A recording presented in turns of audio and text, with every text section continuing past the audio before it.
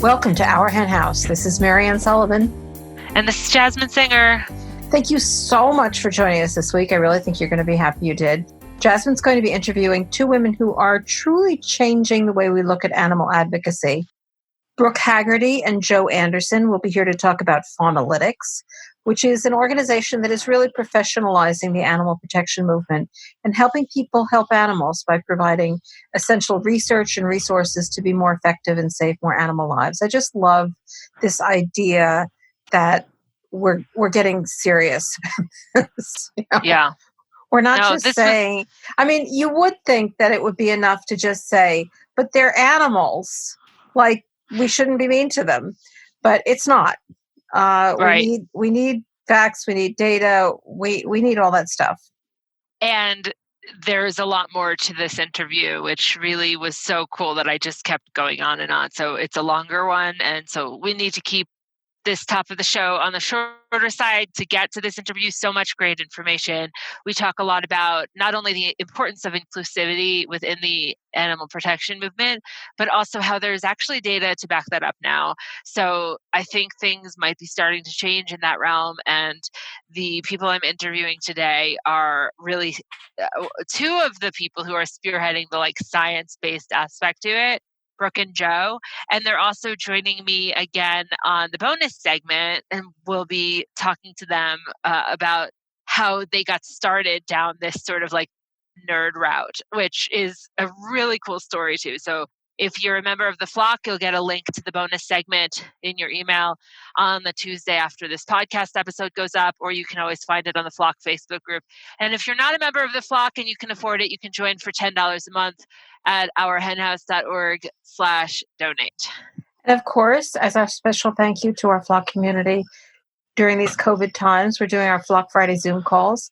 They're at 4 p.m. Eastern time, and sometimes it's just the flock, and sometimes we feature special guests, and we've just been having some great conversations, and really, I'm starting to feel really close to a lot of the people who check in every week, so definitely consider doing that if you are a member of the flock and you are available at that time. You can check out the flock Facebook group for updates and the link, or write to us at info@ourhenhouse.org. So yeah, you're yes. on the road again. Yes, I can't believe you started singing that, because I'm in an RV right now, and all of the training videos that I had to watch were these terribly produced videos that I had to sign something saying I watched them, had that playing in the background On the road again. Time. Yeah, the whole time. Though I did enjoy that today on the Billy Joel Playhouse in a row was Say Goodbye to Hollywood, and then I'm in a New York state of mind. It was okay, yep. Where were you listening to that? Playlist, and it's Spotify. So, I see. So it was somewhat random. You didn't plan it that way. No, they just gave you New York songs. Well, first the Say Goodbye to Hollywood, or West Hollywood in my case, and then New York state of mind. So I just want you to know, if you're listening to this and I don't sound as pristine as usual, the Wi-Fi is really not good at these RV parks, and so you're recording this for me. Usually I'm recording my own side, and I'm using a headset instead of my microphone, so it feels a little awkward for me. I hope that the sound quality for you works. But anyway, I'm currently in Fairplay, Colorado. I love that name. It's a really good name, and it was a very terrifying drive to get here. These windy roads in an RV with the speed limit 10 miles per hour, and it made me think of when we went to Big Sur, and it would say which was the most beautiful and scariest drive of my life, and it would say, around the curve, slow down to 10 miles an hour, and you'd have to speed up to get to the 10 miles an hour. No, that sort of reminded me of this. I'm not sure it was 10 miles an hour. I think I was capable of going 10 miles an hour. But yeah, it would say more slow down to 30 miles an hour. It's I would laugh at them. So this is similar to that, but mountains. We're not used to mountains. We're not mountain people. So they were so beautiful. You are moving to the Catskills. The Catskills are not quite the Rockies, though. So no, it'll be okay. And you know that when you go state by state, it's funny because it's almost you're going through like a postcard scrapbook, because every terrain really looks like this terrain that we identify with that state. It And is true. so like It's immediately miraculous. I after know. The minute crossing you the pass across the boundary, border, it's different. It's right? crazy. So yeah, so I thought that, one of the most glorious drives in the country is Utah, and those like giants, like moon, I don't even know what you call them. They look like moon rocks, so I'm just gonna call them moon rocks. And Moonscapes, maybe. yeah, Moonscapes. and then you get into Colorado, and the terrain changes, and it's like, then it becomes lush and green, and uh, it's quite beautiful. And because of the global pandemic, this trip is all happening in an RV with Yeah, could you stop calling it an RV and start calling it an R vegan? our Because I've vegan. wanted to do Yeah, that my whole life. I know. It's yes, the our vegan. So it's like, there's 2 humans, 3 dogs, and a cat in this our vegan, and They're very it's small actually dogs, though.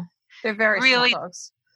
Yes, they're all elderly Chihuahuas. They don't take up a lot of space, but they're all like buckled into their dog seats in the bench that, all has seat belts. So there's 3 dog seats. Actually, one of the dogs barked her head off.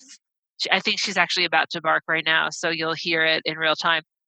Good on you, because just multiply it by 800 zillion, and that's my life right now. But anyway, she barked so many times that we moved her bed to in between.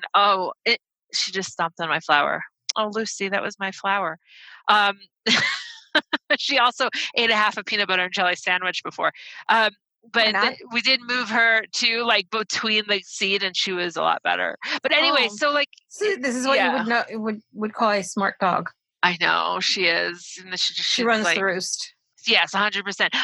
I was a little concerned, or a lot concerned, about Stella. I mean, we even talked about it on the show, my cat. Still is a kitty, And yes. yeah, and she's like, I mean, I even was like, I know what I'll do. I'll follow, millennial that I am. I'm not a millennial, but I'll just say that so that I can pretend I am.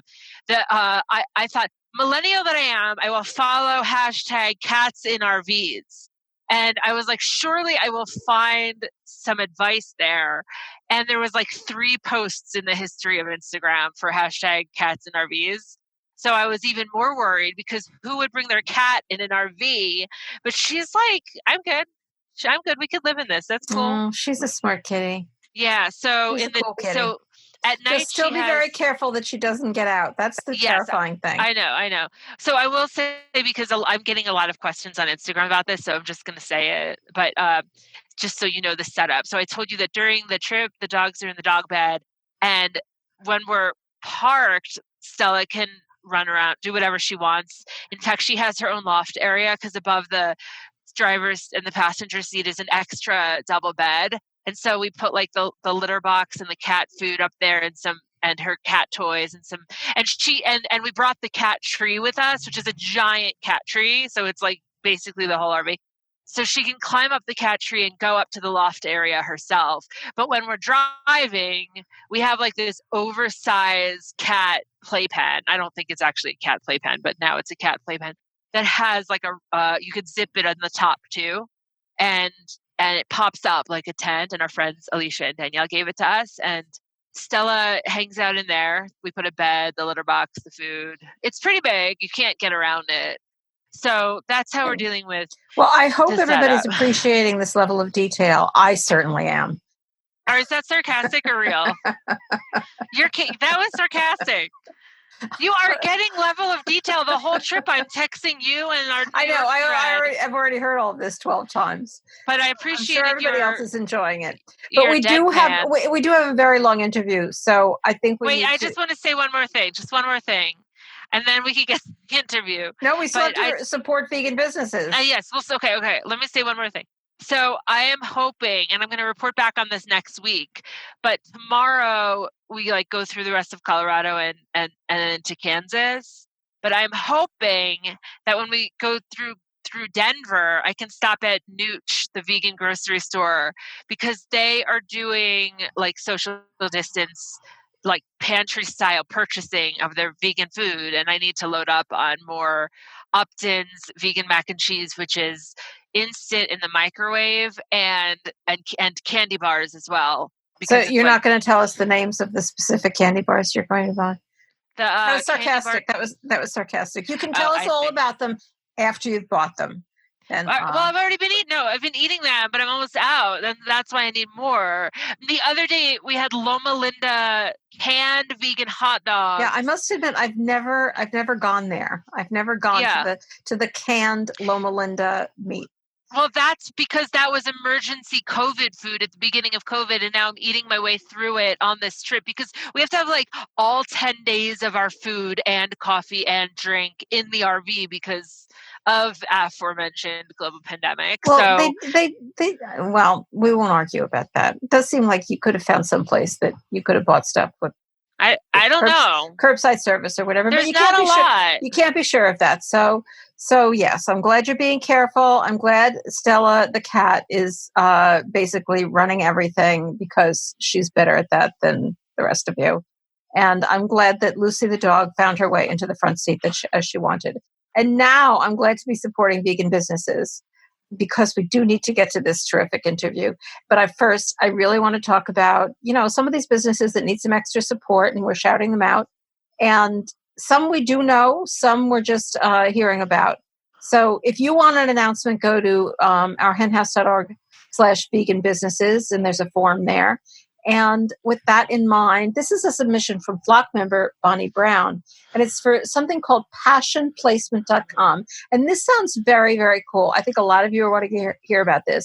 It's a niche job board, and it's mission focused on animal advocacy, veganism, and the environment. And if you are looking for a job, or if you know somebody who is, you can search jobs with member companies. And these are companies that put passion and values first. And this will allow folks who are looking to find opportunities where they can make a difference, live their purpose. Well, that sounds like what we all need to be doing right now. As life is so crazy right now, what better moment is there than to start living your purpose? There's no time to lose. They also provide coaching and resume services. So that can help you out in getting that perfect job. So I thought that was pretty cool to find out. For the employers can post any kind of job, full-time, part-time, freelance, blah, blah, blah. And there can be some screening services. And they want to build a tribe. They want to connect companies and individuals who all want to stop the exploitation of animals and make the planet better and give us all better food. So do that if you're looking for a job. And if you're not looking for a job, maybe you should be.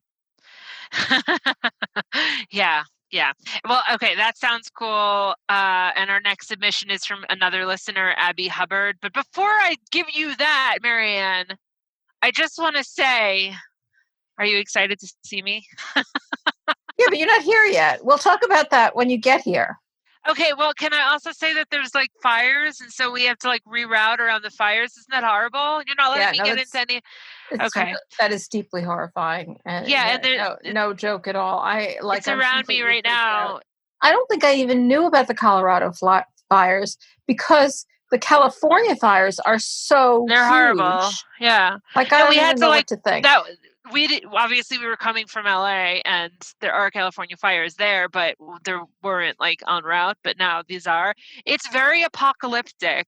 Yeah. Like very, and the highway we were on before let's not get everybody upset though. It had burnt highway side, like the side was okay. I'm gonna just go on. So this is a submission from Abby Hubbard. Thank you for listening to the show, Abby, and also to Bonnie, who you just mentioned. Thank you for being a Flock member, Bonnie.